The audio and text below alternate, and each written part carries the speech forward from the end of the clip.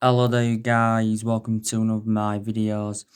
On this video, I am going to be giving you the talking points from our 3-2 win against Brighton and Hove Albion yesterday at the Amex Stadium. So, one of the talking points was VAR. Now, obviously, VAR had overturned Brighton's penalty, because obviously Brighton wanted to get a penalty because I think Paul Pogba had brought Aaron Connolly down.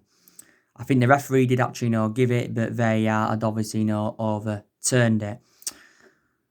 Don't forget, VAR intervened right at the end when obviously Harry Maguire headed it on and it had hit Maupay's hand or arm.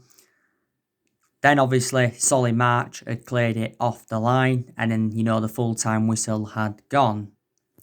But this penalty was given after the full-time whistle had gone. So yeah, that's one of the talking points. Another one of the talking points was Bruno Fernandes, because like I mentioned, he did score the penalty in the 100th minute. He also provided an assist in the game, and he played a part in all three goals. And Bruno Fernandes has been exceptional for us since his arrival from Sporting Lisbon in January. I think last season, won some Matt Busby Player of the Year. And I think he's won Premier League Player of the Month like 3 times, reflecting on his good run of performances. We got Bruno Fernandes in a deal worth 55 million from Sporting Lisbon, I think, back in January. Another one of the talking points was Marcus Rashford. Marcus Rashford obviously got his name on the score sheet. He also had a goal disallowed. But this means, reflecting on Marcus Rashford's goal, it represented a landmark of our 10,000 goal in all competitions. That's now in the club's history. Another one of the talking points was Brighton hitting the woodwork 5 times. I think Trossard had hit the post, was it twice? Solly March, he also hit the inside of the post. Another one of the talking points was another away win for Manchester United. It is our 5th consecutive win on the road in the Premier League. I think another one of the talking points as well was Mason Greenwood, because I thought, he put a very, very good performance out. Mason Greenwood also had a goal disallowed in the game. Harry Maguire, I think he did quite well. Like I said, he was the one that forced Lewis Dunk to put it into his own net to get us obviously back into the game. Like I said, Harry Maguire played a big part in us getting the penalty right at the end. So they are the talking points from our 3-2 win against Brighton. But yeah, it's our first win of the Premier League season. And it's good, that we got that win. We did bounce back from that 3-1 defeat to Crystal Palace on the opening day of the Premier League season. That defeat to Crystal Palace was our worst defeat on an opening day of a Premier League season since 1995. And it was the second season in a row that Crystal Palace had beaten us at Old Trafford in the Premier League.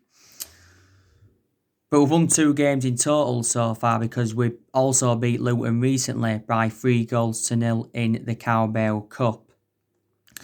We do play Brighton, by the way, this week in the Carabao Cup 4th round. So we do play them play them for the second time in a matter of days. I do presume Solskjaer will be making changes from the 3-2 win against them yesterday. And our next league game is Tottenham. But Solskjaer, anyway, gave his perception on the game yesterday, and he's made an admission saying that, Man United, did get away with one at Brighton. He said he was also annoyed, reflecting on the incident with Marcus Rashford.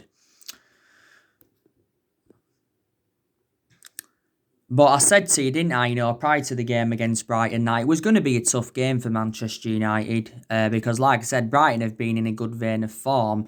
Prior to the game yesterday, Brighton were unbeaten in their last 3 games. They'd won their last 3 games. They lost their first game to Chelsea 3-1, but they was unlucky to lose that. And it's the second season now in a row that we've beaten Brighton at the Amex Stadium, because we've beaten them at the Amex Stadium last season by 3-0. So yeah. Now, I want to delve into some transfer news.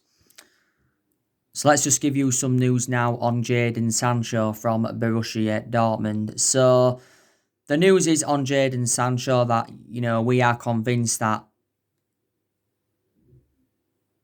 we are convinced Sancho's begging to be signed by Manchester United. Now, reportedly, he's tipped to sign a 7-year contract, I heard.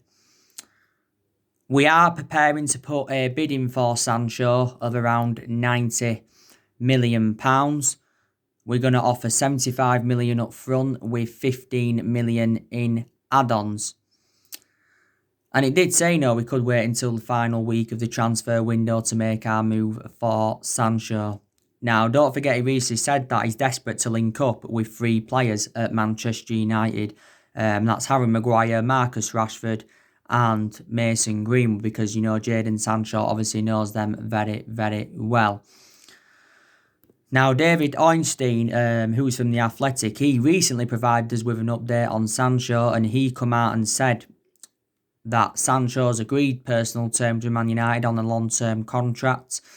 He did mention as well that Man United have been looking at more alternatives to Sancho because there's much cheaper solutions in him. We've obviously, been looking at Ivan Perisic, we've been looking at Douglas Costa, we've been looking at Anselme Fati Vieira.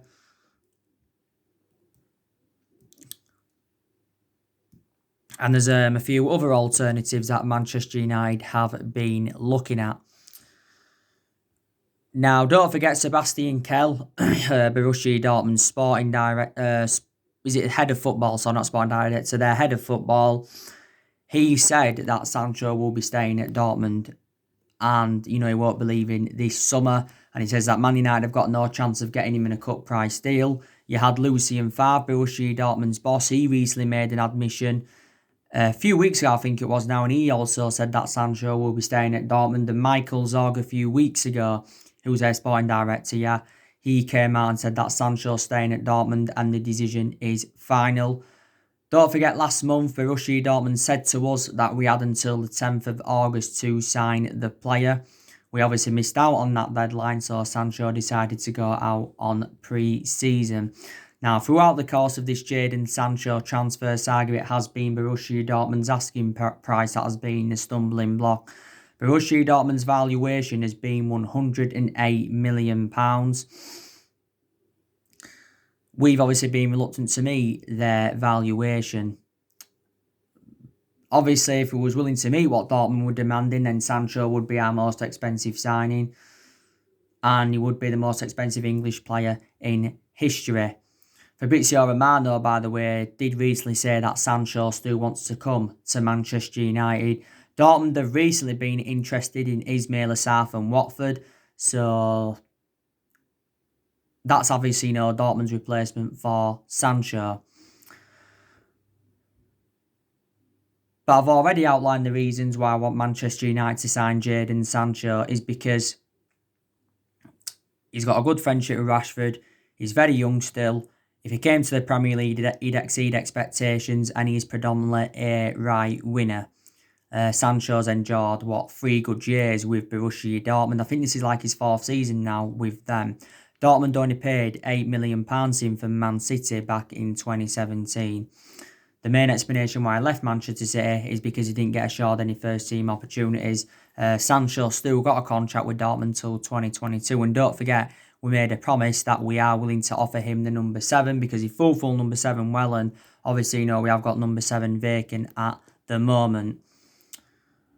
But Solskjaer's revealed a few times that, he's really infuriated with this Jadon Sancho transfer saga because, it has been a long-running transfer saga. I think we've been in for him for like the last 3 years, and Sancho is our number one priority target.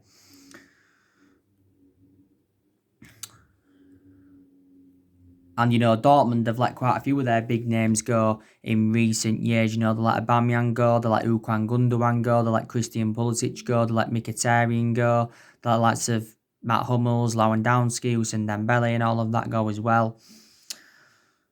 But yeah, we was actually hoping to sign Sancho before we played Crystal Palace, but that didn't materialise, did it?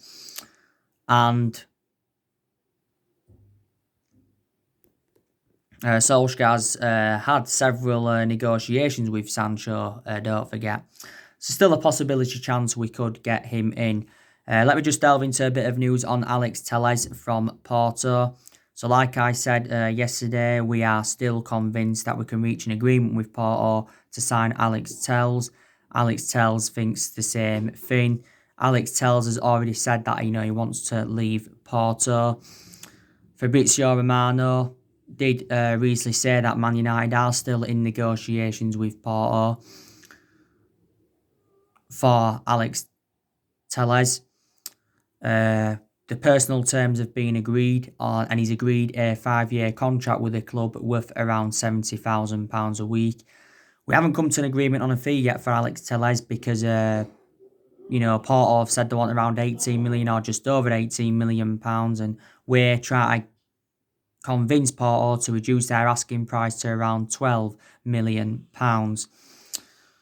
There's a great chance we could get Alex Telles on the board. I think he could be our second signing in this summer transfer window. Alex Telles is predominantly a left back. I said it'd be very beneficial if Manchester United could get a left back in. We've got two left backs in the team at the moment. And that's Luke Shaw. He's our first choice left back, and we've also got Brandon Williams. He's our backup left back. A few weeks ago, I think Alex Telles' agent was in Manchester to thrash out a deal for his client to join Man United. Alex Telles' release clause is around £36 million. He's got around 10 months left on his current contract. So that is the latest on that. But like I've said, there's just under 2 weeks now until this summer transfer window shuts. And so far, we have only made one signing, and that was Donny van de Beek. And he's a very, very good signing for Manchester United, and I think he has enjoyed a fantastic start to his Man United career. But Solskjaer revealed that he wants to make around 3 more signings after Donny van de Beek. Solskjaer's publicly admitted that Manchester United have got to spend money in this summer transfer window if we are to compete with the likes of City, Liverpool, and all of that. The lack of transfer activity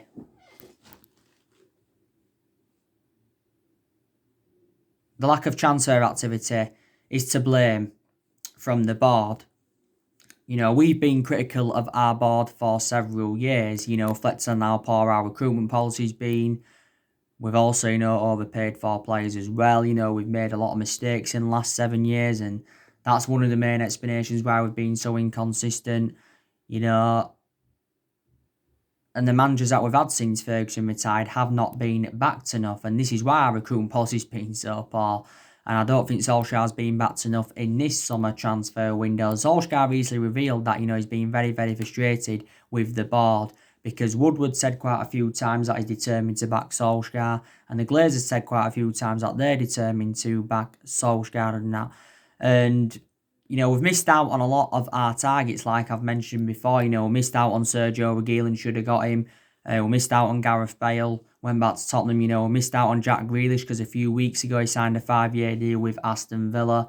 Back in January, we missed out on Erling Haaland. We also missed out on Jude Bellingham. But I think, Man United do need at least 2 more signings if we are, to mount any title challenge up. If we don't make any more signings, I don't think we will mount any title challenge up. Now, obviously, this season is Ole Gunnar Solskjaer's second full season at the football club. And he has been at the football club now in total for almost 2 years. And I said this season is big for Ole Gunnar Solskjaer. It really, really is. And he knows that he's got to exceed his expectations if he is to remain in the Manchester United job. I think one of the priorities this season will be to win a trophy. Obviously, we've not yet won out in terms of silverware under the Ole Gunnar Solskjaer era. And we haven't won a trophy for over 3 years. So last time won a trophy was under the Jose Mourinho era, won the Europa League and League Cup under him in his first season. The Community Shield, if you also want to count that. Now, I presume some Manchester United fans have been very critical of Solskjaer. They really, really have. Especially after the 3-1 defeat to Palace on the opening day. Like I said, I can't really give you much of a perception on him at the moment. We've got to delve a bit more into the season, for me to give you a perception on him. But I always said he deserved more time, and he's getting that time, to be fair. Last season was Ole Gunnar Solskjaer's first full season at the club. And, the first part of last season, it was looking likely he was going to get sacked because at the first part of last season, we enjoyed our worst start ever to a Premier League season. At that point, there was talks of Mauricio Pochettino coming in. There was also talks of Massimiliano Allegri coming in. But after that bad period, we turned things around and we rejuvenated ourselves and all of that. And that's when the pressure, did ease off Ole Gunnar Solskjaer. But last season, we got qualification for the Champions League. We also finished third and we progressed to 3 semi-finals. We got to the FA Cup semi-final, the Europa League semi-final and the EFL Cup semi-final. Solskjaer has got to improve his decision making. And that's one of my element of concerns because in a lot of games at Manchester United, he has been very tactically naive. Like I said, there's still certain players that have got to improve as well. Don't forget Solskjaer hasn't got a proven pedigree, has he? Let's be honest, he hasn't really won a lot in terms of silverware. When he was at Molde, he won a few Norwegian titles. That's the only trophies he's won. I think when he managed our reserve team for a couple of years, he won a couple of trophies. Solskjaer did actually watch some of this team at this day and age grow and develop.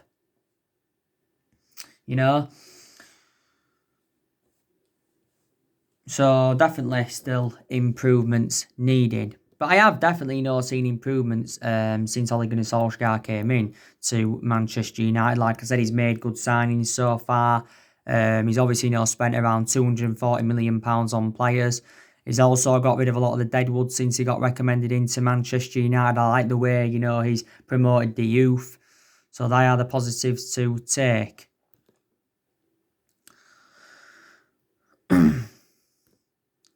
But like I said to you, Solskjaer is inheriting a squad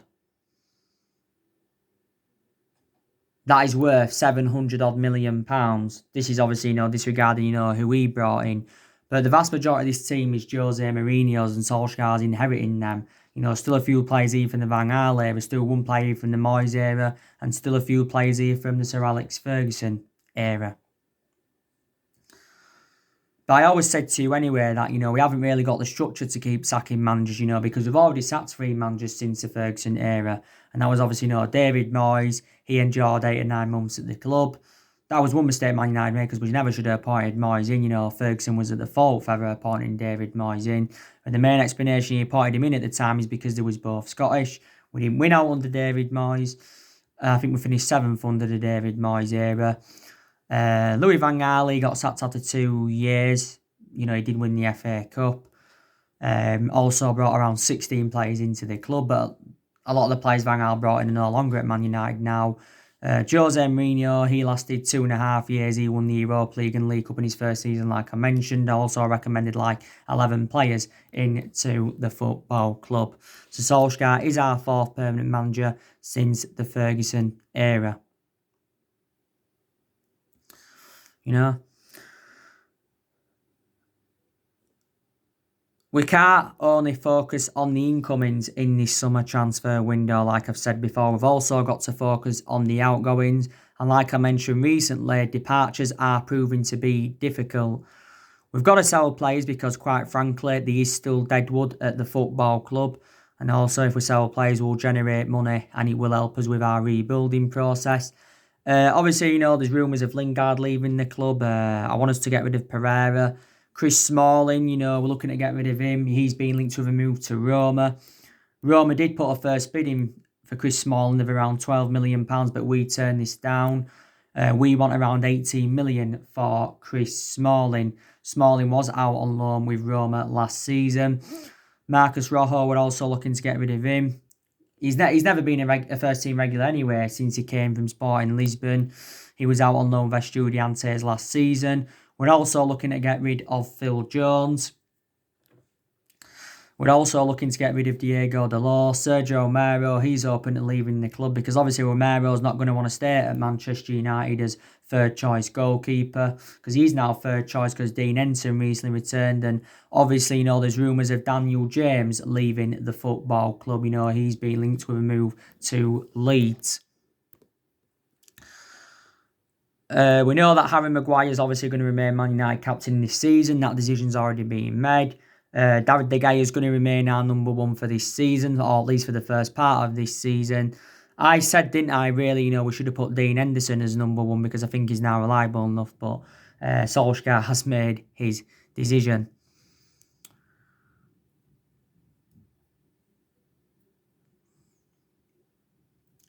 But you can see that Solskjaer's trying to improve the squad and, he's trying to change the culture of the club. And don't get me wrong, there's a lot of good players at Manchester United. There's a lot of players we'll keep. There really, really is, Martial will keep him, very, very good. Rashford will keep him, very, very good. Greenwood will keep him, very, very good.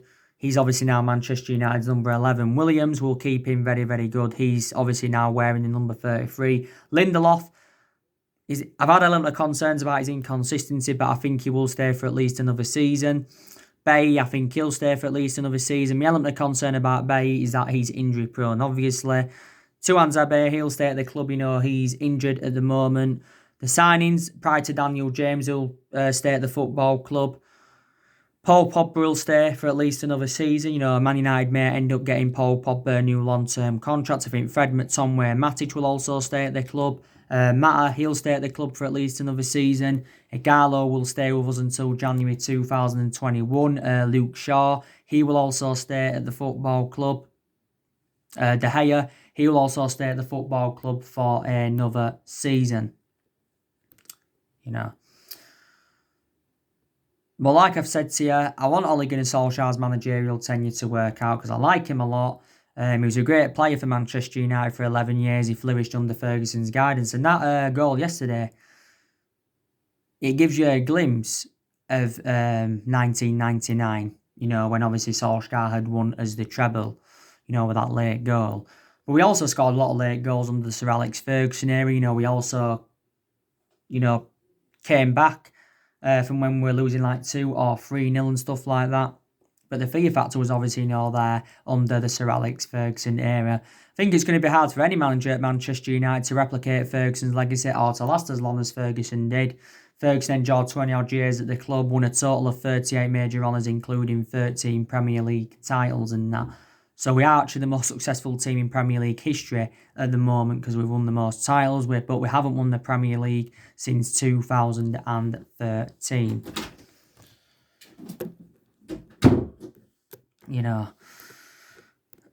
A bit later on today, there will be more videos coming up, like we always do on this channel. Preview for the Brighton game in the Carabao Cup should be coming up either tomorrow or Tuesday. It is on Wednesday, by the way, is that game. And the Tottenham preview, obviously, will be coming up sometime next week. Tottenham's the first hard game for us, if I'm going to be quite honest with you. It really, really is.